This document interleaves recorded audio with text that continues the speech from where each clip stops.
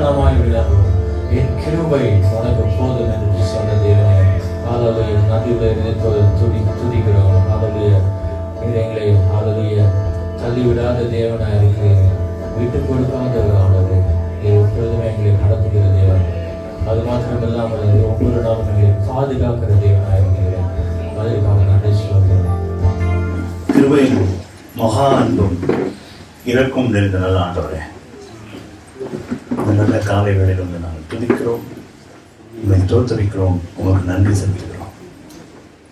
கர்த்தரும் இரட்சகருமாகிய நீர் எங்களோடு கூட வாசம் செய்வதற்காக நன்றி. இந்த காலை வேளையில உங்களுடைய பரிசுத்த பிரசன்னத்தை உணர்ந்தோம். நீர் எங்கள் மத்தியிலே அசைவாடினதுக்காக நன்றி செலுத்துகிறோம். தேவரீர், நீர் பேசும், நாங்கள் ஆசையாய் கேட்க வந்திருக்கிறோம். இதில் எல்லாவற்றிலேயும் உங்களுடைய நாம மாத்திரம் மகிமைப்படட்டும். கேட்களுடைய இதயத்தை நீ தெரிந்தறிந்த தேவனாய் இருக்கிறீர். நீர் அவர்களோடு பேசும் ஆண்டவரே, உணர்த்துவியும். உங்களுடைய கருத்துக்கு அந்த வேலையை ஒப்புக் கொடுக்கிறோம். இயேசுவின் நாமத்தின் பிதாவே. அல்லேலூயா. இத்தனை பேர் சந்தோஷமா இருக்கீங்க. கர்த்தருக்குள் எப்பொழுதுமே சந்தோஷம் அல்ல, அதாவது மறுக்கிறீங்களா? கர்த்தருக்குள்ள எப்பொழுதுமாய் சந்தோஷமாய் இருங்கன்னு வேதம் சொல்லுது.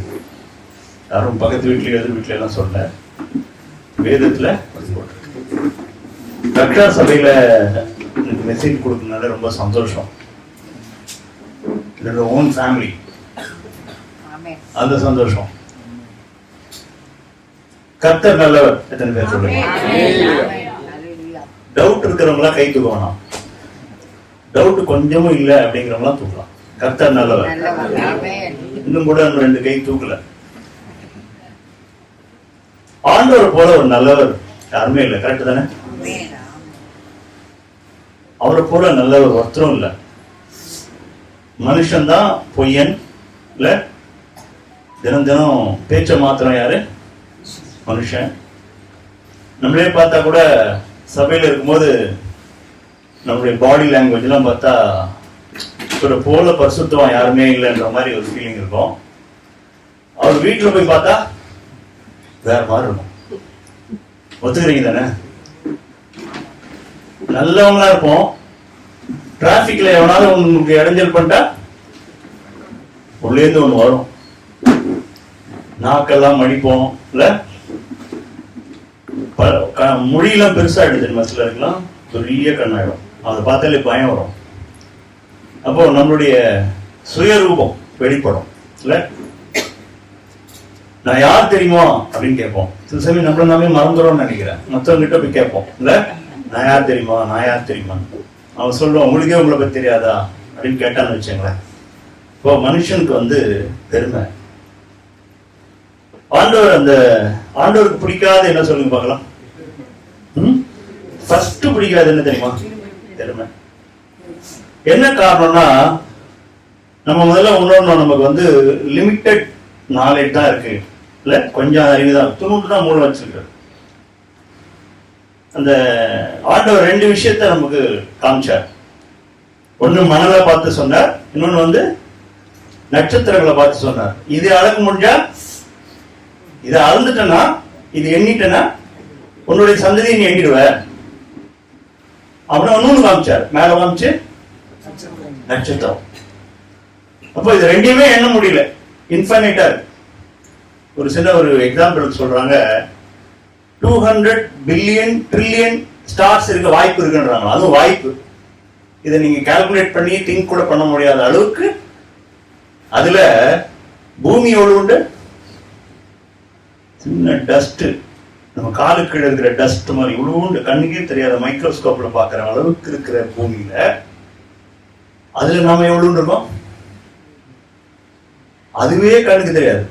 அந்த இதை கம்பேர் பண்ணா அதுல நம்ம எவ்வளவு இருக்கோம் இன்னும் கண்ணுக்கு தெரியல. அப்படி இருக்க நமக்கு என்ன பெருமை? நான் யாரு தெரியுமா? இந்த ஆங்கிள் பாருங்க, இவ்வளவு பெரிய படைப்பையும் நம்மையும் ஜஸ்ட் திங்க் பண்ணி பாருங்க. நம்ம ரொம்ப வெட்கப்பட்டு போயிடுவோம். எல்லாத்தையும் விட்டுட்டார் ஆண்டவர், எல்லாத்தையும் விட்டுட்டார். நம்மளை பார்த்து நேசிக்கிறேங்கிறார், நீ என்னுடையவன்கிறார். இப்படி யாராவது சொல்லி பார்த்திருக்கீங்க, என்னுடையவன், யூ ஆர் மைன். அப்போ அவ்வளவு சொந்தம் பாராட்டுகிற தேவன் நம்மளை கை விடுவாரா? கொஞ்சம் யோசிச்சு பாருங்க. இன்னைக்கு உங்களுக்கு இருக்கிற பயம்லாம் இன்னைக்கு ஓடிடணும். பயம், குழப்பம், சந்தேகம், கத்தரை குறித்து எது இருந்தாலும் இன்னைக்கு என்ன ஆயிடும், நீங்க எது வெளியே போகும்போது ஆபரேஷன் முடிஞ்சுதான் வெளியே போகணும். Okay, ready? நான் கிடையாது, கர்த்தர் பேசுவார். நான் ஆண்டவர்கிட்ட சேலஞ்ச் பண்ணிட்டு தான் வந்தேன். ஆண்டவரே, எங்க ஜனங்கள் நீங்க உற்சாகப்பட்டு போகணும், சோர்ந்து போக கூடாது. நீங்க யாருன்னு தெரிஞ்சுக்கணும் ஆண்டவரே, உங்களை தெரிஞ்சுக்கிட்டா போதும். நித்திய ஜீவன் என்ன நினைக்கிறீங்க? இங்க இருந்து டிக்கெட் வாங்கி ஒரு ஃபிளைட்ல மேல போய் இறங்குறதா? அப்படிதான் நினைக்கிறீங்க? இங்க இருந்து ஒரு டிக்கெட் வாங்கி மேல போய், அப்படின்னா ஞானஸ்தானம் போதே கொடுத்துடலாம். தண்ணியில மூழ்கி அடிக்கிறாருல, அப்படி அப்படியே ஹோல்டு பண்ண ஆகும் கொஞ்ச நேரம். நித்திய ஜீவன் தான் ஸ்ட்ரெயிட். அப்போ அது நித்திய ஜீவன் கிடையாது. நித்திய ஜீவன் அவரை அறிவதே. இன்னைக்கு அறியல, நம்ம அறகுறையா அறிஞ்சிருக்கோம். அறகுறையா ஏதோ கண்ணாடியிலே நிழலாட்டமாய் காண்கிறேன்றார் பவுல். அவரே இப்படி சொல்றாரு. நீங்களும் நானும் இன்னும் அவரை பத்தி தெரியவே இல்லை. ஆனா ஒண்ணு விசுவாசிக்கிறோம். இன்னைக்கு விசுவாசிக்கிறதுனால தான் இன்னைக்கு ரொம்ப சந்தோஷமா இருக்கு. அரங்க நிறைந்த காட்சியா இருக்கு. ஹவுஸ்ஃபுல்.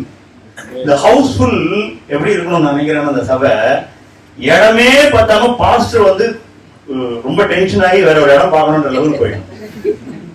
என்ன பண்றதுன்னே தெரியலையே, இவ்வளவு கூட்டம் வருது. 2 சர்வீஸ் போடலாமா 3 சர்வீஸ் போடலாமா நினைக்கணும். எப்படி வரணும் கூட்டம்? ஏதாவது ஒரு கிடைக்காதா அந்த கூட்டமா இருக்கக்கூடாது. அந்த கூட்டம் கிடையாது. அந்த கூட்டம் நிறைய கோயிலுக்கு போகுது. ஏதாவது கிடைக்காதா, எப்ப கேட்டாலும் ஏதாவது கிடைக்காதா. அட்டைக்கு 2 குமாரத்தி. அட்டைனா என்னது? நாங்க வால்பாறை போயிருந்தோம். எங்க போனாலும் அட்டை. நீங்க திரும்பி பக்கத்துல காலை ஒட்டிட்டு அதை எடுக்க முடியாது. கிடுகிடு கிடுகிடுன்னு பெருசாங்க போகும். Full blood. அது எவ்வளவு குடிச்சாலும் பத்தாது. அதுவே ஃபுல்லா வயிறு ரொம்பி டயர்டாகி அப்புறம் தான் விடுமாது. இவ்வளோண்டு அந்த லீட் இவ்வளவு பெருசாகி விட்டுமா. அந்த பைபிள்ல இருக்கு. அட்டைக்கு 2 குமாரத்தி. ஒரு குமாரத்தி பேர் என்னது? இன்னொரு குமாரத்தி பேரு அதேதான். நம்மளை கூப்பிட்டாலும் எப்படி? எப்ப கேட்டாலும் நம்ம கிட்ட பஞ்சமே கிடையாது. எப்ப கேட்டாலும் எதுக்கு தான் சொன்ன சந்தோஷம் தெரியுமா? எதுக்கு தான் சொல்லணும் சொல்லுங்க. ஆண்டவர் எப்படிப்பட்ட ஒரு வாழ்க்கையை நமக்கு நியமிச்சிருக்கார் அப்படின்னா, ஒரு நாள் வாழறதுக்காக நியமிச்சிருக்காரு. எத்தனை பேர் ஆமென் சொல்றீங்க? பல நாள் வாழறது ஓகே, அது விசுவாசம். ஆனா நீங்க வாழும் போது ஒரு நாள் தான் வாழ முடியும். நீங்க நினைச்சுக்கலாம் நாளைக்கு வரும், நாளைக்கு வாழலாம் நினைக்கலாம். ஆனா நாளைய பொழுத போய் இன்னைக்கு வாழ முடியாது. எத்தனை பேர் ஆமென்? நாளைய தினத்தை இன்னைக்கு வாழ முடியாது. நாளைக்கு இருக்குமா இல்லைன்னு தெரியாத. இன்னைக்கு கர்த்தர் என்ன இருக்க வச்சிருக்கார் இல்ல, இன்னைக்கு எல்லா கிருபையும் கொடுத்திருக்கிறார். இன்னைக்கு ஆரோக்கியமா இருக்கேன். இன்னைக்கு பிளாட்ஃபார்ம்லயோ ஹாஸ்பிட்டல்லையோ கண்ட இடத்துலயோ இல்ல. எனக்கு மேல ஒரு கூரை இருக்கு. நான் நல்ல ஒரு வீட்டுல இருக்கேன். சாப்பிடுறதுக்கு ஆகாரம் இருக்கு. போட்டுக்கிறதுக்கு துணிமணி இருக்கு. இன்னைக்கு சந்தோஷமா அதுக்காக நன்றி செலுத்தணும். எத்தனை பேர் நன்றி எல்லா இதுலயும் கேட்கிறோம்? எத்தனை பேர் நீங்க ஜெபம் பண்ணுங்க? மீதி யாரும் பிரேயர் பண்ணல. இப்ப நான் பிரேயர் பண்ணாதவங்க எழுந்துரு சேர பெஞ்ச் மேல எழுந்துன்னு சொல்ல போறது இல்ல. பிரேயர் உங்களுக்கு நான் சொல்லிட்டு இதுக்குள்ள போறேன். எனக்கு கொஞ்ச நாள் டைம் கொடுத்துருக்காரு பாஸ்டர். பிரேயர் எதுக்காக பண்றோம்? புதுசா வந்தவங்க தெரிஞ்சுக்கிறதுக்கா. பிரேயர் எதுக்காக பண்றோம்? காட ப்ளீஸ் பண்றதுக்கா? எதையாவது நான் கேட்ட மாதிரி ஒரு லிஸ்ட் எடுத்துட்டு போயிட்டு கொஞ்சம் கொடுங்க அதுக்கா? எதுக்கு பிரேயர்?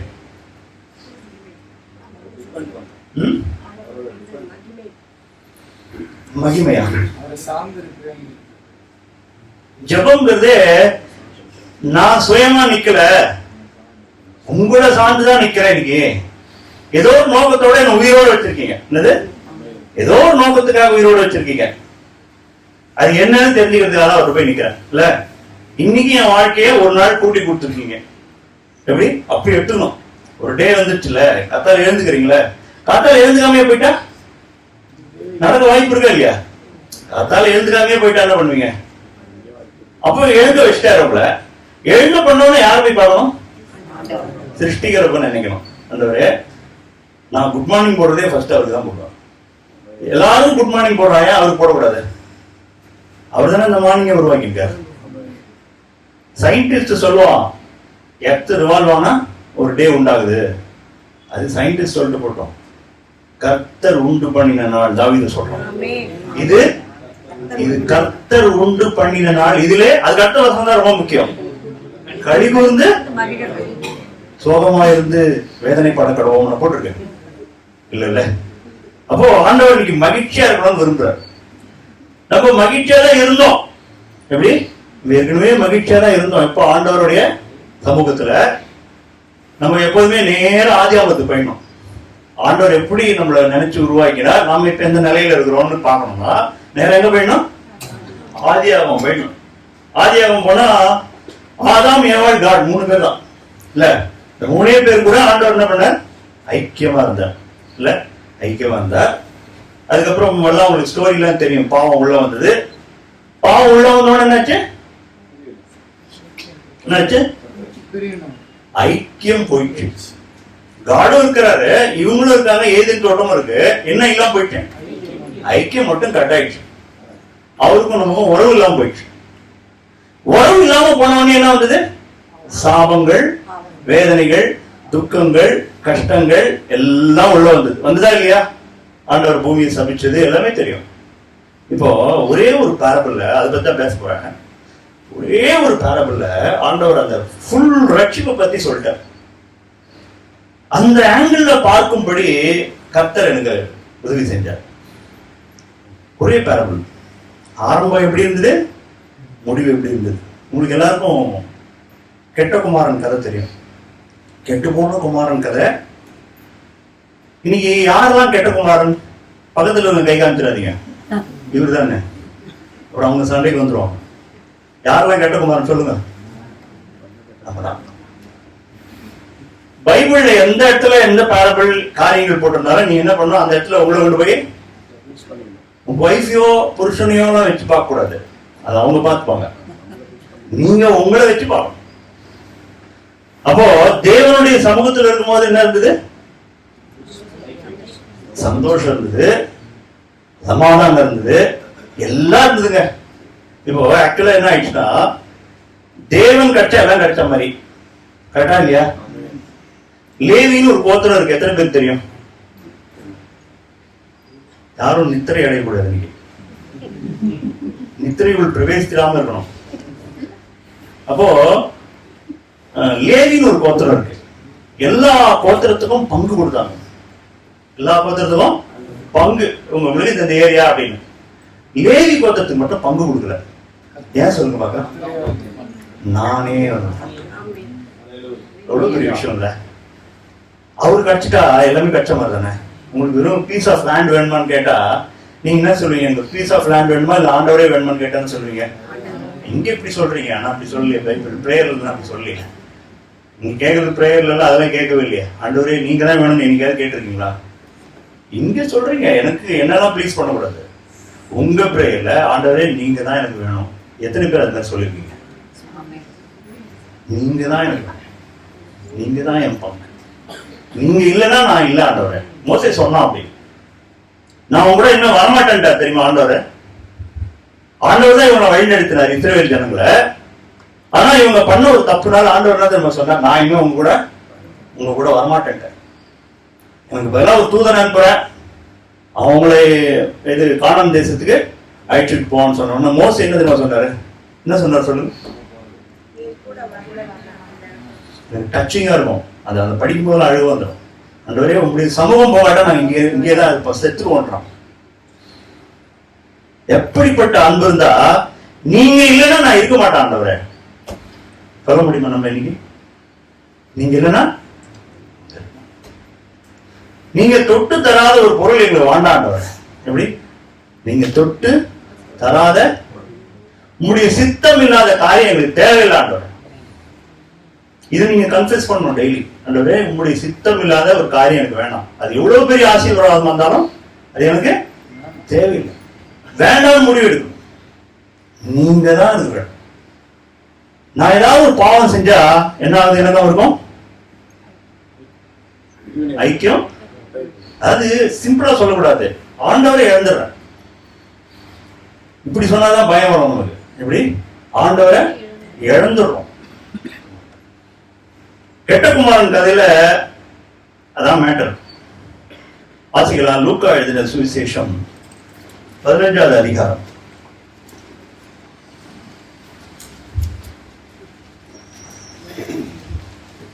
15வது அதிகாரம் 12வது வசனத்திலிருந்து வாசிங்க பார்க்கலாம். அவர்களில் இளையவன் தகப்பனை நோக்கி, தகப்பனே, ஆசியில் எனக்கு வரும் பங்கை எனக்கு தர வேண்டும் என்றான். அந்தபடி அவன் அவர்களுக்கு தன் ஆசையை பங்கிட்டு கொடுத்தான். சில நாளைக்கு பின்பு இளைய மகன் எல்லாவற்றையும் சேர்த்து கொண்டு தூர தேசத்துக்கு புறப்பட்டு போய், இளையவன் என்ன கேட்டான் தகப்பனை பார்த்து? இளையவன் தாங்க நம்ம எல்லாமே. எப்படிங்க? நீங்க மைண்ட்ல எழுதிக்கங்க, இளையவன் தான் நம்ம எல்லாரும். இப்ப இளையவன் எங்க இருக்க? முதல்ல ஆடாம் மாதிரி நம்மள இருந்தோமா? இருந்தோமா? அப்பா கூட இருந்தபோது எல்லாமே கிடைச்சதா? ஒண்ணுக்கு குறைவு இருந்ததா? ஏதாவது குறைவு இருந்ததா? ஏசு கேட்பார் தெரியுமா? நீங்க போனீங்களே, ஏதாவது உங்களுக்கு குறைவு இருந்ததா? எப்படி ஒரு கொஸ்டின் பாருங்க. அவங்க எல்லாம் சொல்லுவாங்க, இல்ல ஆண்டவரே. ஆண்டவர் இருந்தா உங்களுக்கு என்ன இருக்காது? ஆண்டவர் இருந்தா உங்களுக்கு சந்தோஷத்துக்கும் குறைவு இருக்காது. அவருடைய பிரசன்னத்துல சந்தோஷம். யார் சொல்றா? தாவீது சொல்றான். நிஜமாவே வர்ஷிப் நான் என்ஜாய் பண்ணேன். ஹெவன்ல இருந்த மாதிரி இருந்தது எனக்கு ரியலி. அப்போ ஹெவன்ல போய் இருந்தா எப்படி இருக்கும்? ஒரு சின்ன ஒரு ஹெவனோட ஃபீலிங். நிஜமாவே சொல்றேன், வர்ஷிப் அப்படி என்ஜாய் பண்ணி தான் நம்ம வர்ஷிப் பண்ணோம். தூதர்கள்லாம் நீங்க இருக்கிற மாதிரி நினைச்சுக்கிட்டு, முன்னாடி ஆண்டவர் இருக்கிற மாதிரி நினைச்சுக்கிட்டு, கையை ஓங்கி இல்ல மெய் மறந்து சொல்லுவாங்க தெரியுமா? மெய் மறந்து பக்கத்துல இருக்குங்க எதுக்கு பார்க்க கூடாது. எப்படி இருக்கணும் வர்ஷிப்பு? நன்றி உள்ள ஒரு இதயத்தோடு மெய் மறந்து நீங்க தான்பா எல்லான்னு சொல்லி, அதுதான் வர்ஷிப் இல்ல? அப்போ கெட்ட குமாரன் எங்க இருந்தான்? அப்பா வீட்டுலதான் இருந்தான். அப்பா வீட்டுலதான் இருக்கான். இப்ப என்ன கேக்குறாங்க? வாசிங்க திரும்பி. அவர்களில் இளையவன் தகப்பனை நோக்கி, தகப்பனே, ஆசியில் எனக்கு வரும் பங்கை எனக்கு தர வேண்டும். என்னுடைய பங்கை கொடுத்துருக்கான். இன்னைக்கு நம்ம என்ன பண்றோம்? ஆண்டவர்கிட்ட போய் நம்ம என்ன கேட்கிறோம்? என்னுடைய பிளெஸிங்ஸை கொடுங்க ஆண்டவரே. பிளெஸிங்ஸை கேட்கறது தப்பா ரைட்டா? பைபிளாம சொல்லுங்க, நான் ஒன்னும் சொல்ல மாட்டேன். பிளெஸிங்ஸ் கேட்கறது ரைட். இப்ப இவன் கேட்டது ரைட் தானே? போ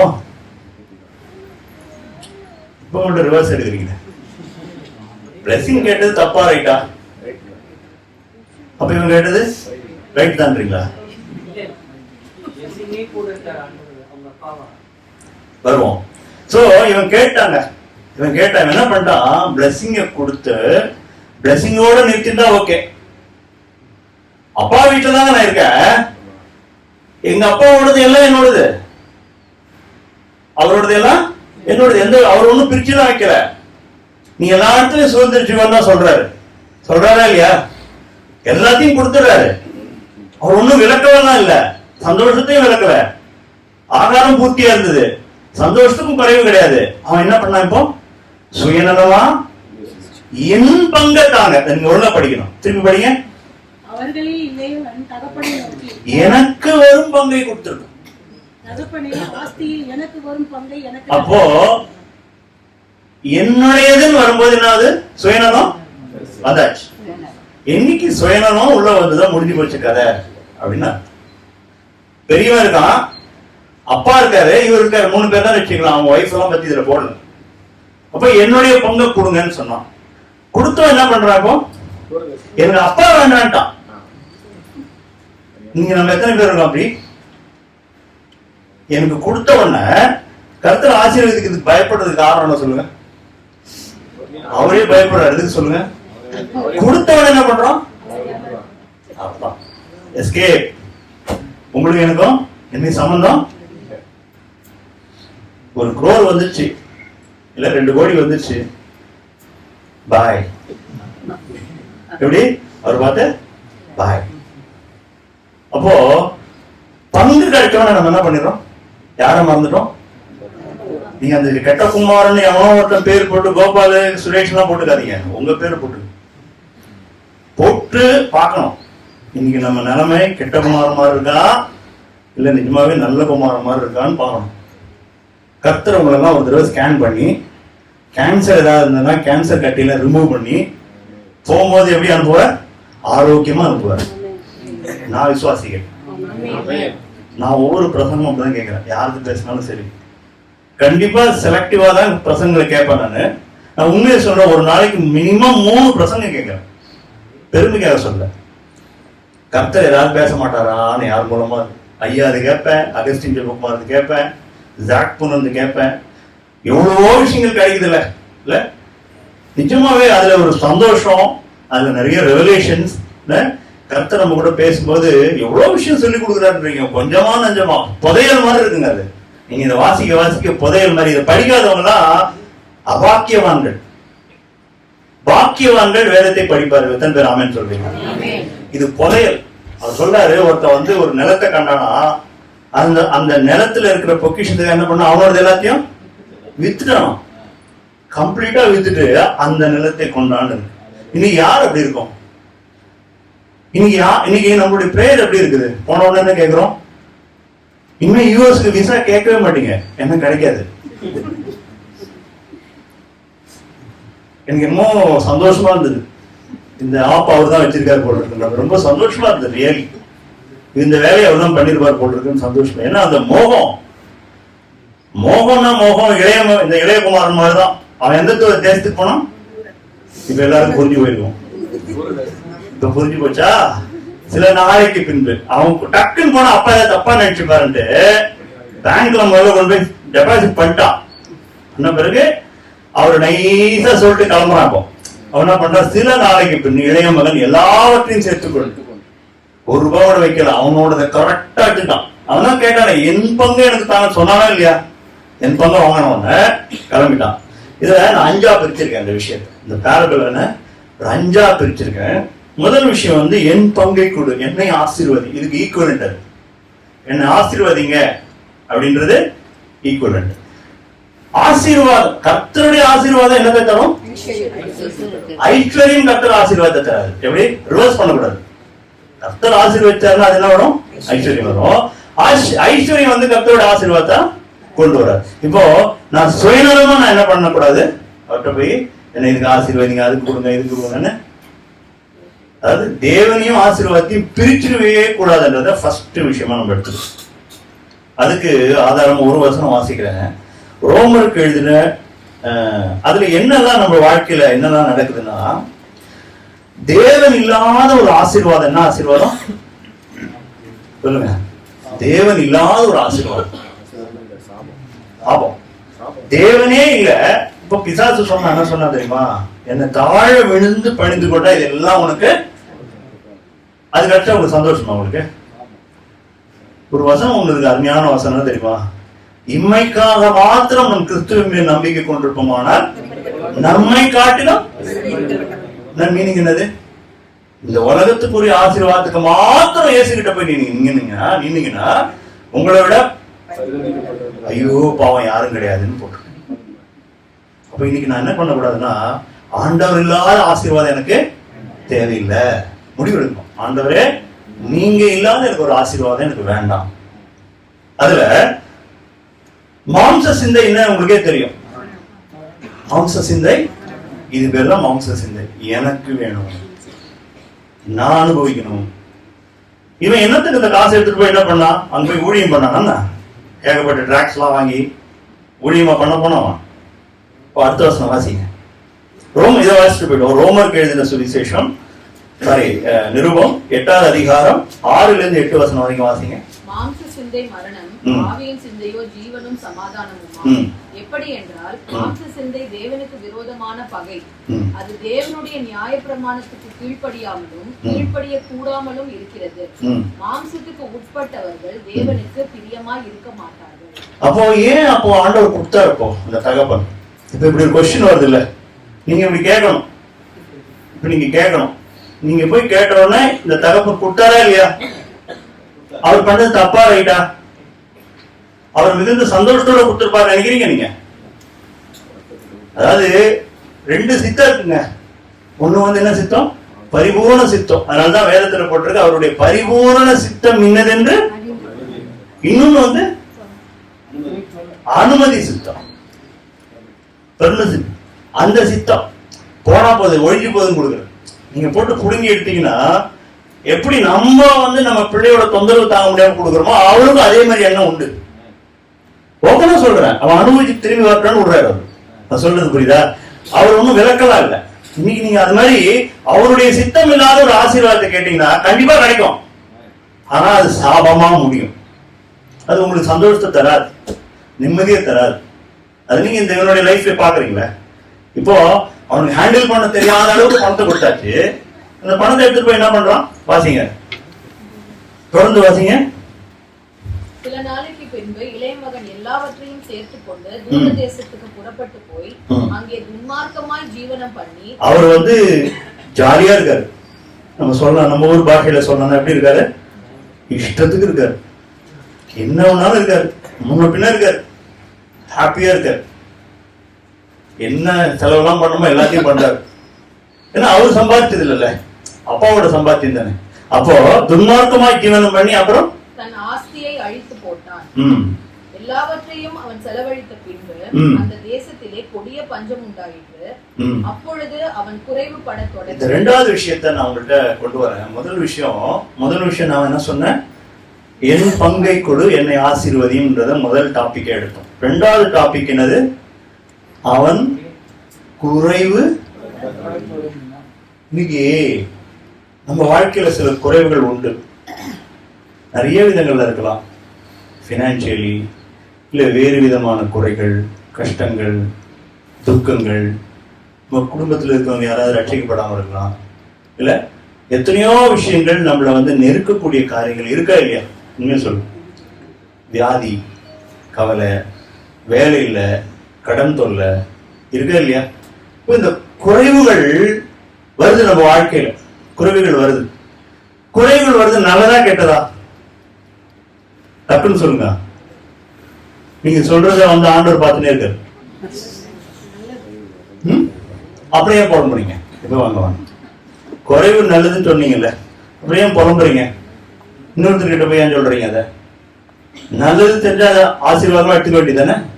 இல்லையே, அப்படி முகத்தை சோகதானே வச்சுக்கிறீங்க. இருக்கிறதுலேயே சோக முகமா வச்சுக்கிறது நீங்க தானே. ஐயோ, இப்போ அவனா வந்து கேட்கற மாதிரி தானே ஃபேஸ் வச்சுக்கிறீங்க. என்னம்மா ஆச்சு உனக்கு அப்படி கேட்கற அளவு தானே ஃபேஸ் வச்சுக்கிறீங்க. அப்போ உங்களுக்கு அது பிடிக்கல தானே? பிடிக்குதா இல்லையா? அப்போ பிடிக்கல, கஷ்டமா இருக்கு. அப்போ இந்த காரியத்தை எதுக்காக கர்த்தர் அனுமதிக்கிறார் சொல்லுங்க? ரோமருக்கு எழுதின சுவிசேஷம், நிருபம், ரோமருக்கு எழுதின நிருபம், அதே 8வது அதிகாரம். வாங்க,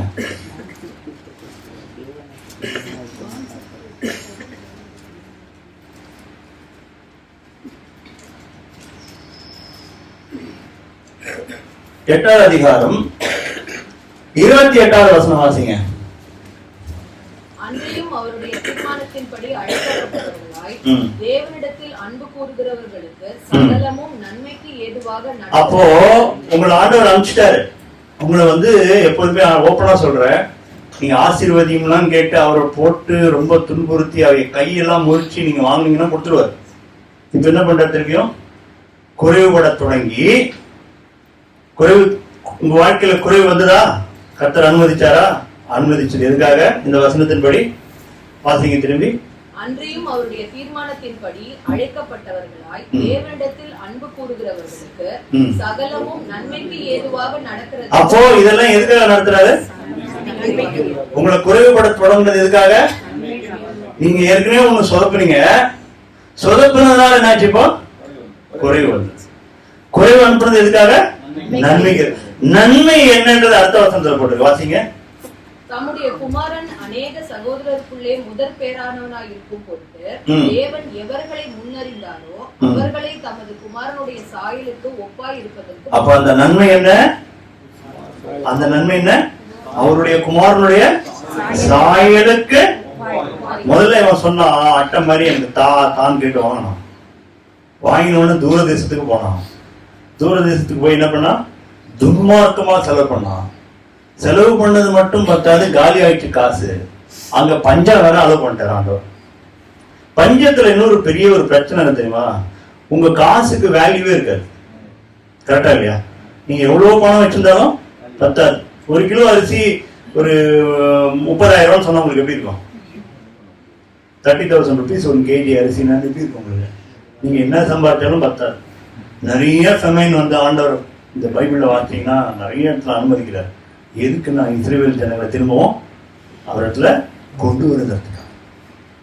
அப்போ குறைவுபடுகிற காரியம் கர்த்தர் நம்ம வாழ்க்கையில அனுமதிக்கிறதுக்காக, சகலமும் நன்மைக்கு எதுவாய் குமாரனுடைய சாயலுக்கு ஒப்பாய் நம்மை மாற்றுவதற்காக. ஏன்னா நம்ம சாயலை விட்டு போயிட்டோம். மூணாவது விஷயம் வாசிப்போம். லூக்கா எழுதின சேம் அதே சுவிசேஷத்துல 15வது அதிகாரம் 17வது வசனம் வாசிங்க. அவனுக்கு புத்தி தெளிந்த போது அவன் என் தகப்பனுடைய கூலிக்காரர்கள் எத்தனையோ பேருக்கு பூர்த்தியான சாப்பாடு இருக்கிறது. புத்தி தெளிந்த போது. இன்னைக்கு நமக்கெல்லாம் ஒரு மயக்க நிலையில இருக்கிறோம். எப்படி இருக்கும்? மயங்கி இருக்கும். எல்லாம் தூக்கமா கூட இருக்கீங்க சிலர். மயக்க நிலை என்ன சொல்லுங்க? ஒரு சிலர் 2 விதத்துல மயக்கம் ஆயிடுவாங்க. அதிகமா ஆசிரியர் வச்சாலும் மயக்கம் ஆயிடுவாங்க. அவன் பண மயக்கம், என்ன பண்றதே தெரியாத அளவுக்கு இவன மாதிரி மயக்கம் வந்துடும். இன்னைக்கு மயக்கம் வந்து நம்ம ஒரு மாதிரி ஆண்டவரே அறியாத நிலைக்கு போயிடுறோம். கர்த்தர் என்ன பண்றாரு? குறைவுபட்டது. அவன் இன்னொரு ஆச்சரியம் என்னன்னா, அவனுக்கு வந்து ஆகாரம் கிடைக்கல. பன்னிக்கு வைக்கிற தவிடாது நமக்கு கிடைக்குமான்னு ட்ரை பண்ணா அது கூட கிடைக்கல. பன்னிக்கு கிடைக்குது. ஆச்சரியம் பாருங்க. இதுதான் பன்னிக்கு தவிடு கிடைக்குது, நமக்கு கிடைக்கல. அதை திங்க ஆசையா இருந்தான்னு போட்டுருக்கோம். அதை கூட கிடைக்காத நிலைமையில அவன் மாறும் பொழுது, அப்பொழுது வாசிங்க திரும்பி. என் தகப்பனுடைய கூலிக்காரர் எத்தனையோ பேருக்கு பூர்த்தியான சாப்பாடு இருக்கிறது. நானும் பசினால் சாகிறேன். நான் எழுந்து என் தகப்பனிடத்திற்கு போய், தகப்பனே, வரத்துக்கு விரோதமாகவும் உமக்கு முன்பாகவும் பாவம் செய்தேன், இப்படி சொல்லுவேன்னு சொல்லி வாசிங்க வாசிங்க. இனிமேல் உம்முடைய குமாரன் என்று சொல்லப்படுவதற்கு நான் பாத்திரன் அல்ல. உம்முடைய கூலிக்காரர்கள் ஒருவனாக என்னை வைத்துக் கொள்ளும் என்பேன் என்று சொல்லி எழுந்து புறப்பட்டு தன் தகப்பனிடத்தில் வந்தான். அவனுடைய காரியங்கள் பாருங்க. முதல்ல அவனுக்கு வந்து புத்தி தெரியும். இன்னைக்கு புத்தி தெளிய வைக்கிறதுக்காக தான் கர்த்தர் வந்து உங்களுக்கு உண்டான காரியங்களை, இந்த பிரச்சனைகளை அனுமதிக்கிறாங்க. எப்படி? அலௌட். எதுக்காக? புத்தி தெரியல. புத்தி எது மேலேயோ கான்சென்ட்ரேட் பண்ணிட்டே இருக்க கர்த்தர் மேல. என்ன காரணம்னா, உங்களை பார்த்து ஒரு கேள்வி கேட்டா நீங்க பதில் சொல்லுவீங்களான்னு தெரியாது. இயேசுவை எவ்வளவு நேசிக்கிறீங்க? எவ்வளோ? அது இயேசுவை கேட்டா எவ்வளவு தெரியுமா சொல்வாரு? சிலுவை காட்சி தான். அப்போ இயேசுவ, அப்போ நமக்குள்ள அவரை நேசிக்கிற நேசம் கம்மியா இருக்கு. ஆண்டவர் ரொம்ப நம்மளை நேசிக்கிறதுனால நம்மள அவனும் நேசிக்க மாட்டானான்னு என்கிறார். புரியுதா நான் சொல்றது?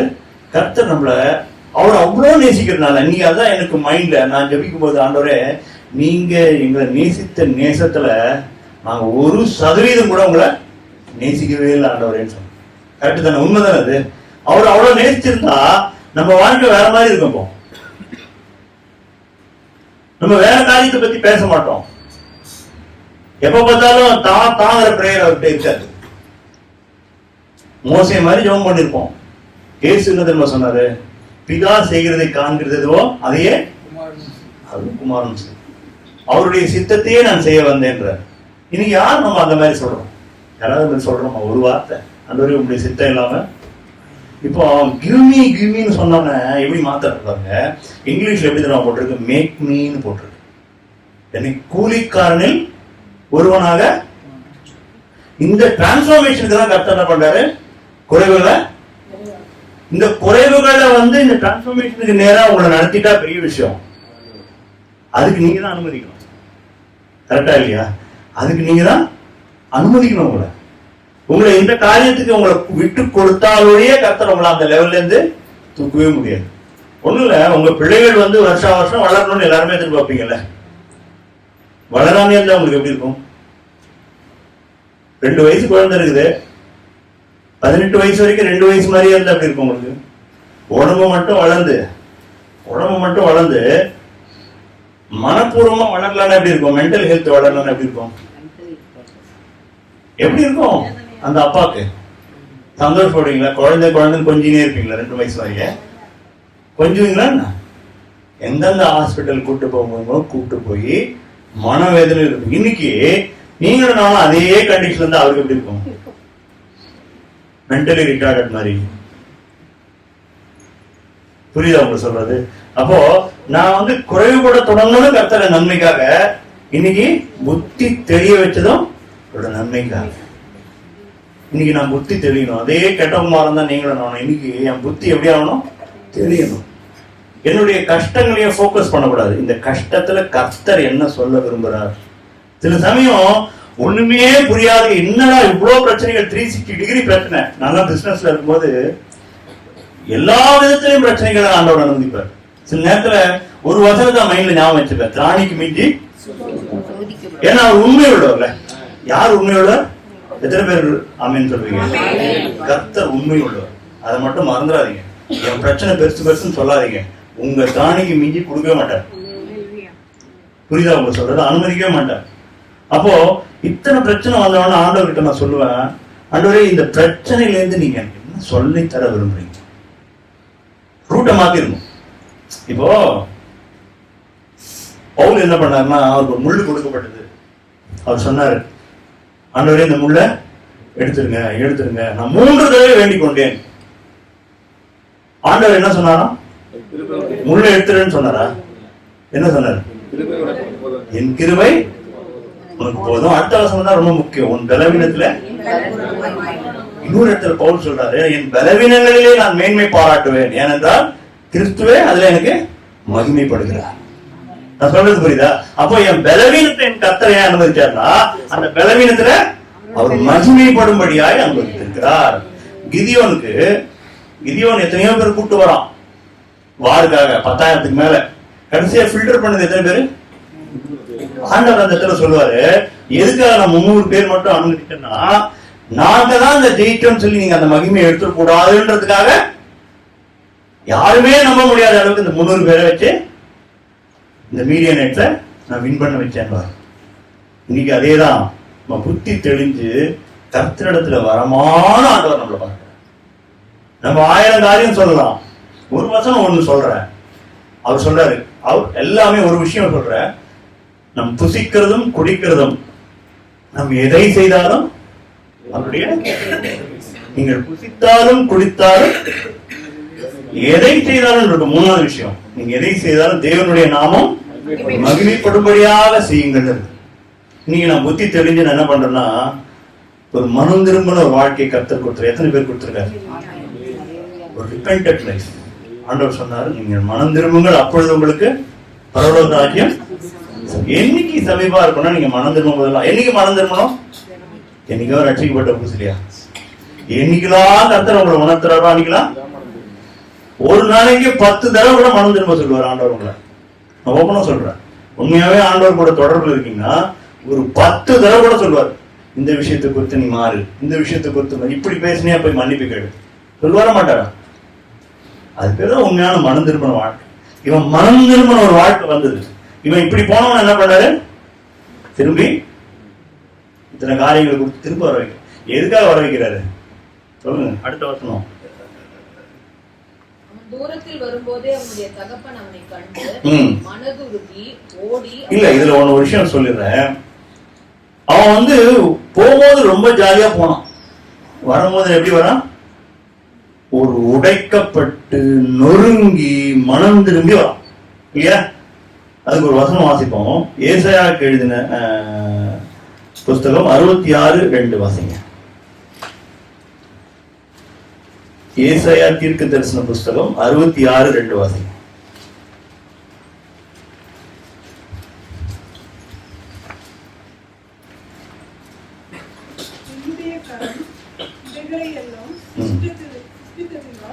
இவைகளெல்லாம் உண்டாயின என்று கர்த்தர் சொல்கிறார். ஆனாலும் சிறுமைப்பட்டு ஆவியில் நொறுங்குண்டு என் வசனத்துக்கு நடுங்குகிறவனையே நோக்கி பார்த்தேன். இப்போ நொறுங்குண்டு அவன் திரும்பி வரான். எப்படி வரான்? உடைக்கப்பட்டு அவன் வாழ்க்கையில அவன் நொந்து போய் புத்தி தெளிந்து திரும்பி வரான். இப்போ அடுத்த விஷயம் சொல்றான். 15-19 வாசிங்க. லூக்கா எழுதின சுவிசேஷம் 15. உம்முடைய குமாரன் என்று சொல்லப்படுவதற்கு நான் பாத்திரவான் அல்ல, உம்முடைய கூலிக்காரரில் ஒருவனாக என்னை வைத்துக் கொள்ளும். முதல்ல போய் நாங்க உன் புள்ள, எனக்கு உங்க உரிமையில அவன் என்ன சொல்றான்னா, முதல்ல என்ன உரிமையோட போய் கேட்டான். எப்படி கேட்டான்? என் பங்கு கொடுங்க, என்னோட ஆஸ்திய கொடுங்கன்னு சொன்னான். இப்ப எப்படி சொல்றான்? இப்ப எப்படி சொல்றான்? அதே ஆள் தானே, அதே ஆள் தானே. அவன் என்ன சொல்றான்?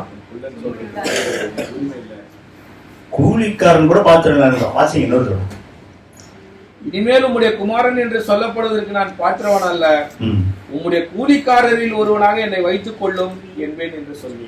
அப்போ பாவிகளாகிய நம்ம எல்லாம் ஆண்டவர் என்ன பண்ணிருக்காரு? குமாரனும் குமாரத்தின் பிள்ளைகளாய் மாத்திருக்கிறார். அப்போ நம்மளுடைய இருதயம் எப்படி இருக்கணும்னா, இப்ப உடைக்கப்பட்ட நிலையில நான் என்ன உரிமையோடு நான் போய் சொல்ல போறது. இப்ப என்ன பண்ண போறேன்னா, ஆண்டவரே உங்களுடைய பிள்ளையா கூட நான் இருக்க தகுதி இல்லை, ஆனாலும் என்ன எப்படி வச்சிருக்கீங்க? என்ன மகிமையா வச்சிருக்கீங்க. இன்னைக்கு அந்த வாசனம் சொல்லும் போதுதான் கூலிக்காரன ஒருவனாக என்னை வைத்துக் கொள்ளணும்னு திரும்பி போறான். அதுல முக்கியமான விஷயம், ஏற்கனவே கிவ் மீன்னு சொன்னவன் இப்ப என்ன பண்றான்? மேக் மீன்னு சொல்றான். என்ன? உங்களுடைய கூலிக்காரன ஒன்னா வச்சுங்க. அந்த வசனம் ரோமருக்கு எழுதின அதே வசனம் தான். இப்போ தகப்பன் என்ன பண்றாரு? அடுத்த வசனம் வாசிங்க.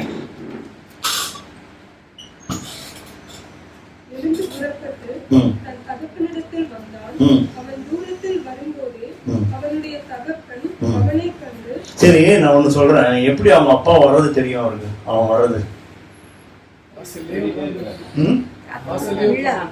அவன் வர்றது அவங்க அப்பாவுக்கு எப்படி தெரியும்ன்றீங்க? இப்ப எவ்ரிடே இப்ப மனந்திருமானா மாட்டானா யார் பார்த்துட்டே இருக்கா? இதை அப்படியே நீங்க பிக்சரைஸ் பண்ணிக்க வேண்டியதுதான். நீங்க வருவீங்களா மாட்டீங்களான்னு யார் பார்த்துட்டே இருக்கா? என் பிள்ளை இன்னைக்காவது ஜெபம் பண்ண வருவானா மாட்டானான்னு ஆண்டவர் பார்த்துட்டே இருக்கேன். இன்னைக்காவது இவன் ஜெபம் மாறுமா மாறாதான்னு பார்த்துட்டே இருக்கேன். வேல்யூபிளான கேட்கணுங்க. ஓப்பனா சொல்றேன், நம்ம என்னது கேட்கணும்? ரொம்ப வேல்யூபிளான கேட்கணும். ரொம்ப சீப்பானதெல்லாம் கேட்கக்கூடாது. நம்ம எது கேட்கக்கூடாது? சீப்பானதெல்லாம் கேட்கக்கூடாது. எனக்கு என்ன வேணும்னா, எனக்கு ஆண்டவரே வேணும். இருக்கிறதுலே ரொம்ப காஸ்ட்லியா தான். ஆண்டவரே வேணும். ஆண்டவரே நீங்க இருந்தா போதும். இது எல்லாம் இப்போ வந்து பாருங்க, திருப்பி அவன் எங்க இருந்தாலும் அதே இடத்துக்கு தான் திருப்பி வரான். அவன் நிலைமை எப்படி மாறுது பாருங்க, வாசிங்க. அவனுடைய தகப்பன் அவனை கண்டு மனதுருகி ஓடி அவன் கழுத்தை கட்டி அப்பா பாக்குறாரு, அப்புறம் மனதுருகிறாரு. அது முக்கியம். மனதுருகிற அவன் நிலைமையை பார்த்து அவன் வரும்போதே அவனை லெப்ட் ரைட் சென்டர்லாம் வாங்கலாரு. இல்ல வெக்கமா இல்லைனா அவனுக்கு? இப்படி பட்டு போயிட்டியே, எவ்வளவு அசிங்கமா போச்சு தெரியுமா எனக்கு? இப்படிலாம் சொல்லல. நம்மளால தான் சொல்லுவோம், உன்னால எனக்கு மானமே போச்சு, குடும்ப மானமே போச்சு, இவ்வளவு அசிங்கமா பண்ணிட்டேன் அப்படின்லாம் சொல்லவே இல்லை. அப்போ அந்த அப்பாவும் அதே மாதிரி கேரக்டர் வருவார். நீங்க எந்த நிலையில இருந்தாலும் சரி, நீங்க எந்த நிலையில இருந்தாலும் சரி, டாக்டர் சொன்னா 4th ஸ்டேஜ் 5th ஸ்டேஜ்னு கை விடுவாங்க. இவர் எந்த ஸ்டேஜ்லயும் ஒன்னே ஒண்ணுதான் அதுக்கு குவாலிபிகேஷன். நான் மனம் திரும்பிக்கணும். என்ன இருக்கணும்? எங்க அப்பா வீடுன்னு மனம் திரும்பி. இப்ப என்ன பண்றான்? இவனாவது கொஞ்சம் செல்ஃபிஷா தான் போறான். கூலி அவர் வீட்டுக்கு போனா ஆகாரம் கிடைக்கும். அவன் தான் சொல்றான், எங்க கூலிக்காரர்கள் கூட ஆகாரம் கிடைக்குது, பூர்த்தியா இருக்குது, எனக்கும் கிடைக்கின்ற மாதிரி தான் போறான். ஆண்டவர் அதெல்லாம் பார்க்கல. மனதுருகி ஓடி வாசிங்க. கழுத்தை கட்டிக்கொண்டு அவனை முத்தம் செய்தான். குமாரன் தகப்பனை நோக்கி, தகப்பனே, கரத்துக்கு விரோதமாகவும் உமக்கு முன்பாகவும் பாவம் செய்தேன். இனிமேல் உம்முடைய குமாரன் என்று சொல்லப்படுவதற்கு நான் பாத்திரன் அல்ல என்று சொன்னான். அவன் என்ன அங்க சொன்னதுதான் இங்க சொல்றான். நான் என்ன சொல்றான், இந்த உரிமையெல்லாம் இங்க பேசல. என்ன பேசல? உரிமையெல்லாம் பேசல. அவங்க பையன் அதெல்லாம் சொல்லல. குமாரன்னு சொல்றதுக்கே நான் பாத்திரலன்னு சொன்னான். அப்பொழுது தகப்பன் வாசிங்க.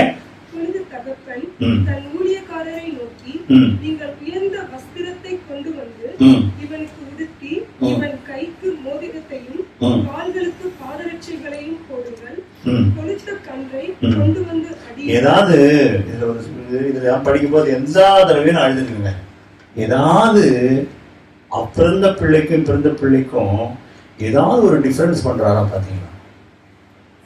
இவன் திரும்பி இவ்வளவு மோசம் பண்ணி என் பேரெல்லாம் கெடுத்து போட்டு வந்திருக்கானே, இவனை வைக்கிற இடத்துல வைக்கணும்னு நினைச்சாரா? அவர் என்ன பண்ணாரு? திரும்பவும் அதே சந்தோஷம், திரும்பவும் அதே ஆனந்தம். அவர் அப்பாவோட ஸ்டேட்மெண்ட் பாருங்க. அவர் என்ன சொல்றாரு? என் குமாரனாகி இவன் மரித்தான். நீங்க இப்போ இந்த இந்த இன்னைக்கு பேசுற மேட்டருக்கான இந்த பிரசங்கத்துக்கு தலைப்பு என்ன தெரியுமா? மரணத்திலிருந்து ஜீவனுக்குள். இவர் அப்பா என்ன சொல்றாரு? காணாம போனா திரும்ப காணப்பட்டானா கூட நம்ம ஒத்துக்கலாம். ஆனா அவர் வசனம் ஒண்ணு சொல்றாரு, மரித்தான். அப்போ அப்பா விட்டு நம்ம டிஸ்கனெக்ட் ஆனா அது பேர் என்னது? மரணம்.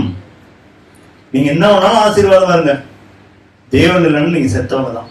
அதனாலதான் ஆண்டவர் சொன்னார், நானே வழியும் சத்தியமும் ஜீவனமா இருக்கு. நீங்க இன்னும் நித்திய ஜீவன் நீங்க ரொம்ப வருஷம் வாழறது அப்படிலாம் நினைக்காதீங்க. நித்திய ஜீவன்னா அவர் தான். அவருக்குள்ள இருக்கிறது தான் நித்திய ஜீவன். அதாவது ஜீவனை பெற்றுக் கொள்ளும்படி என்னிடத்துல வரவில்லை என்றார் இயேசு. அவரிடத்துல வந்தாலே ஜீவன் தான். அவர்கிட்ட வந்தாலே மரணம் கிடையாது. இன்னைக்கு அவருக்கு என்ன நிலைமையாச்சு? மரித்தான், என்னை விட்டு போயிட்டான்றாரு. அதுதான் அவர் இன்டைரக்டா அப்படி சொல்றாரு. என்னை விட்டு போயிட்டா இப்ப திரும்ப என்ன பண்ணிட்டான்? இன்னைக்கு நீங்களும் நானும் அந்த நிலைமை தான் இங்க உட்கார்ந்துருக்கோம். உயிர்த்து அவருடைய சமூகத்துல உட்கார்ந்துருக்கோம். உங்களெல்லாம் என்னென்ன நிலைமையிலோ, என்னையும் சேர்த்துக்கிறேன், எந்தெந்த நிலைமையிலோ ஆண்டவர் வச்சிருந்தாரு. முதல்ல இப்ப என்ன பண்ணாரு? கழுவி சுத்திகரிச்சு அலங்காரமா கொண்டு வந்து அவருக்கு முன்பாக வச்சிருக்கிறார். இதுல சந்தோஷம் பண்ணுமா இல்ல ஏதோ ஒன்று இழந்ததுக்காக வருத்த பண்ணுமா?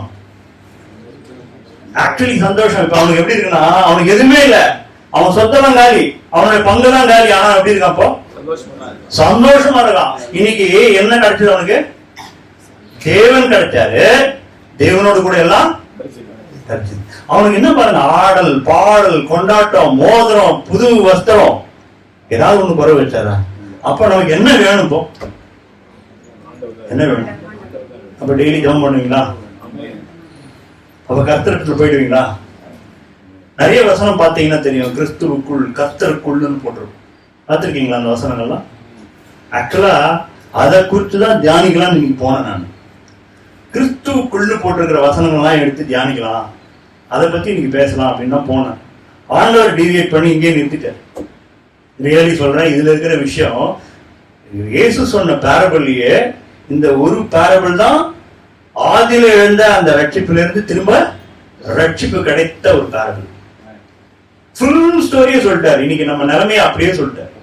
அதுல மூத்த குமாரனை பத்தி வரும், அது வேற மேட்டர்னு வச்சுங்களேன். மூத்த குமாரன் ரிலீஜியஸ் பீப்புளை பத்தி சொல்லப்பட்ட விஷயம். அதாவது சொந்த நீதி, தான் செஞ்ச நீதியை வச்சு அவனால உள்ள வர முடியல பாருங்க. இவன் வந்துட்டான். இங்க வசனம் திரும்பி வாசிங்க, லாஸ்டா முடிச்சிடும். அதோட அவருடைய மூத்த குமாரன் வயலில் இருந்தான். அவன் திரும்பி வீட்டுக்கு சமயமாய் வருகிற போது கீத வாத்தியத்தையும் நடன கலைப்பையும் கேட்டு ஊழியக்காரர்கள் ஒருவனை அழைத்து இது என்ன என்று விசாரித்தான். அதற்கு அவன், உம்முடைய சகோதரன் வந்தார், அவர் மறுபடியும் சந்தோஷம் கொஞ்சம் கூட உம்முடைய தகப்பனிடத்தில் வந்து சேர்ந்தபடினாலே அவருக்காக கொழுத்த கன்றை அடிப்பித்தார் என்றான். அப்பொழுது அவன் கோபம் அடைந்து பல்லுலாம் கடிச்சிருப்பான், உள்ளே போக மனதில்லாது இருந்தான். பல்லுலாம் கிட்டு கடிச்சிருப்பான். தகப்பனோ வெளியே வந்து அவனை வருந்தி அழைத்தான். அவன் தகப்பனுக்கு பிரதியுத்தரமாக, இதோ இத்தனை வருஷ காலமாய் நான் உமக்கு ஊழியம் செய்து ஒரு காலம் உன்னுடைய கற்பனையை மீறாதிருந்தும் என் சிநேகிதரோடு நான் சந்தோஷமா இருக்கும்படி நீர் ஒரு காலம் எனக்கு ஒரு ஆட்டுக்குட்டியாவது கொடுக்கவில்லை. இவனுக்குள்ள பொறாம வந்தது. என்ன வந்தது? பொறாம வந்தது. இவனுக்கும் எல்லாமே இருக்கு. இவனுக்கு ஏதாவது குறவு இருக்குதா? இவனுக்கும் எல்லாம் இருந்தது. ஆனா இவனுக்கு எதுக்குள்ள வரலாம், இவன் பிரவேசிக்கலன்னு போட்டிருக்கு. எதுக்குள்ள போல? வீட்டுக்குள்ள வராது இருந்தான். இன்னைக்கு யார் வீட்டுக்குள்ள வந்துட்டா? தகப்பனுடைய வீட்டுக்குள்ள யார் வந்துட்டா? நீங்களும் நானும் வந்து எத்தனை பேர் ஆமென் சொல்லலாம்? அவருடைய இளைப்பாறுதலுக்குள்ள பிரவேசிக்கிற பாக்கியம். நம்ம ஓப்பனா சொல்றேன், எத்தனையோ பேருக்கு நான் நிறைய தடவை சொல்லுவேன், எத்தனையோ பேருக்கு 50+ ஓகேவா இல்லையா? நீங்க ஒண்ணு மட்டும் கேட்டு பாருங்க, டெய்லி இன்னைக்கு ஆண்டவர் வந்தா நான் ஆயத்தமா? am I ready to go with him? நீங்க கேட்டு பார்க்கணும். கர்த்தர் என்ன கூட்டின்னு போற நிலையில தான் நான் இருக்கேனா? என் வாழ்க்கை எவர் ரெடியா இருக்கா? பேட்டரி மாதிரி. இப்ப நான் என் வாழ்க்கை எப்படி இருக்கணும்னு ஆண்டவர் எதிர்பார்க்கிறார். நீங்க நிஜமா தான் கேட்கிறேன். இன்னைக்கு ராத்திரி கர்த்தர் வந்தாலும் வச்சுங்களேன், உங்களையும் என்னையும் கூட்டு போக முடியுமா? Are you confident? ஒன்னும் உற்சாகமான பதிலே இல்லையா உங்கள்கிட்ட? ஒரு பயம் இருக்குது, சந்தேகம் தானே. போ சந்தேகம் இந்த ரட்சிப்பு போய் இன்னொருத்தர் எப்படி சொல்லுவீங்க? இவர் ரட்சிக்கிறார், அதெல்லாம் சும்மா ஆயிடுமே, அப்போ பொய் ஆயிடுமே. நீங்க எப்படி சொல்லணும்னா, இப்ப கூப்பிட்டா கூட நான் ஆண்டவர் கூட போறதுக்கு நான் பாத்திரம் கிடையாது, நான் வந்து அவருக்கு ஆயத்தமா இருக்கேன்னு அர்த்தம். ஆண்டவர் என்ன சொன்னார்? நீங்க ஆயத்தமா இருக்கேன்னு சொன்னாரு, வேற ஏதாவது சொன்னாரா? ஆனா திருடன் வருகிற விதமாய் திருடன் எப்படி வருவான்? உங்கள்கிட்ட சொல்லிட்டு வருவானா? சாவியெல்லாம் முந்தா நேரத்தை வாங்கி போயிட்டு அன்னைக்கு வந்து வாங்கி போய் தரப்பக வருவானா? திருடன் வருகிற விதமான அர்த்தம் தெரியுமா? நினையாத நேரத்துல வருவான்னு. கர்த்தரும் எப்படி வருவாரு? நினையாத நேரம். நீங்களும் நானும் நினைச்சே பார்க்க முடியாத நேரத்தை திடீர்னு வருவாரு. அப்ப நான் எப்படி இருக்கணும்? இப்போ ஆண்டவர் வந்து நாளைக்கு வராரு, ஒரு 2 வாரம் கழிச்சு வராருன்னு உங்ககிட்ட சொல்லிட்டா 2 வாரம் கூத்தடிச்சுட்டு என்ன பண்ணுவீங்க? கரெக்டா அதுக்கு முன்னாடி வர நாள் மட்டும் மனம் திரும்பிடுவீங்க. கரெக்ட் தானே? இப்ப பொய் சொல்லக்கூடாது. அப்ப அதுக்கு முன்னாடி நாள் மட்டும் என்ன பண்ணுவீங்க? எல்லாம் பரிசுத்தவான்லயே நம்பர் 1 ஆயிடுவீங்க. ரெடி, ஆண்டவரே ரெடி, நான் ரெடி ஆயிட்டேன். அதனாலதான் வேணும்ட்டே என்ன பண்ணிட்டாருன்னா, குமாரனும் அதை அறியாருன்னு போட்டு, அவருக்கே தெரியாத அவர் எப்போ வருவார். அவர் போய் கேட்கிறாங்க, எப்போ வருவீங்கன்னா, அது அவருக்கே தெரியாது. பிதா ஒருவரே அறிவார். அப்போ என்னைக்கு வந்தாலும் நான் அவருக்கு ஆயத்தமா இருக்கணும். எப்படி இருக்கணும்? என் மைண்ட் எப்படி இருக்கணும்னா, இந்த உலக வாழ்க்கையிலேயே உழண்டு இருக்கக்கூடாது. இந்த பிரச்சனை, அந்த பிரச்சனை, அதுக்கு கொடுங்க, இதுக்கு கொடுங்க, இதுல இருக்கக்கூடாது. என் மைண்ட் எப்படி இருக்கணும் ஆண்டவர் விரும்புறாருன்னா, எப்போதும் அவர் எதிர்பார்த்து காத்திருக்கிற ஒரு மைண்டா, ஒரு ஆயத்தமும் ஒரு ஏக்கமுமா இருக்கணும். எப்படி இருக்கணும்? ஏக்கம் இருக்கணும். அந்த ஏக்கம், ஆண்டவரே நீங்க எப்ப வருவீங்க? ஆண்டவரே நீங்க வரணுமே, நீங்க வந்துட்டு அவங்க கூட போயிடலாமே அப்படிங்கிற ஒரு எண்ணத்தோடு இருக்கிறவங்கள ஆண்டவர் என்ன பண்ணுவாரு? அப்ப எண்ணத்தோடு இருக்கிறவங்க எப்படி வச்சு பார்த்தா வாழ்க்கைய சொல்லுங்க? பரிசுத்தமா அவருக்கு பிரியமான வாழ்க்கை இருக்கும். ஊழியம் செய்வதெல்லாம் சொல்லாதீங்க. ஊழியம் செய்யறதுன்றது வந்து உங்களுடைய பரிபூர்ணத்திலேருந்து வர்றது. நீங்க ஊழியம் செய்யறதுனால நீங்க குவாலிஃபைட்லாம் நினைக்காதீங்க. Not like that. உங்களுடைய பரிபூர்ணத்திலேருந்து தான் ஊழியமா வரணும். என்னுடைய சந்தோஷத்துக்கு மிகுதியாக தான் நான் ஊழியம் செய்யணுமே தவிர, நான் ஏதோ அவர் சொல்லிட்டாரு அப்படின்லாம் செய்யக்கூடாது. கர்த்தர் என்ன அழைச்சிருக்காரு, அவருக்கு உகந்தான அந்த பூமியில அவருக்கு மகிமையா வாழணும். அதுக்கு அடுத்தது செகண்டரி தான் ஊழியம். மினிஸ்ட்ரிங்கிறது அடுத்தது. உங்களுடைய வாழ்க்கையை பார்த்து மற்றவங்க தெரிஞ்சணும். அதுதான் கர்த்தர் இருப்பார். நீங்க ஆண்டவர் சொன்ன ஒரு 5 பாயிண்ட் விஷயம் என்னன்னா, முதல் விஷயம் என்ன சொன்னேன்? என்னை ஆசீர்வதியும். அந்த வாழ்க்கையிலிருந்து வெளியே ஆண்டவர் கொண்டு வரார். அவன் குறைவுபட தொடங்கி. 2வது. 3வது விஷயம், தெளிந்த போது நமக்கும் புத்தி தெளியணும். 4வது வந்து கூலிக்காரன ஒருவனாக நான் இந்த உரிமையோட போய் ஆண்டவர்கிட்ட போய் நிற்க கூடாது. என்னைக்குமே ஆண்டவர் சொன்னார், அப்பிரயோஜனமான ஊழியக்காரன் என்று. இன்னைக்கு எல்லாத்தையும் செஞ்சுட்ட பிறகு நான் எப்படி இருக்கணும்? என் மைண்டு அப்பிரயோஜனமான ஊழியக்காரன், இது வரைக்கும் எதுவுமே செய்யாத மாதிரி அவர்கிட்ட போய் நிற்கணும். ஆண்டவரே உங்களுக்கு நான் என்ன நினைச்சனோ அதை செய்யவே முடியலன்னு அந்த ஹார்ட்டோட போய் நிற்கணும். 5வது விஷயம், அவருடைய இளைப்பாறுதலுக்குள்ள பிரவேசிக்கிறது. ஆரம்பமா ஆண்டு அவர்கிட்ட தான் இருந்தான். இப்ப எப்படி போறான்? உடைஞ்ச நிலையில என்ன உங்க கூலிக்காரனா வைத்துக் கொள்ளும் சொல்ற நிலையில கர்த்தர் நம்மை அப்படியாய் மாற்றுவதாக. எல்லாரும் எழுந்துப்போம், ஜெபிக்கலாம்.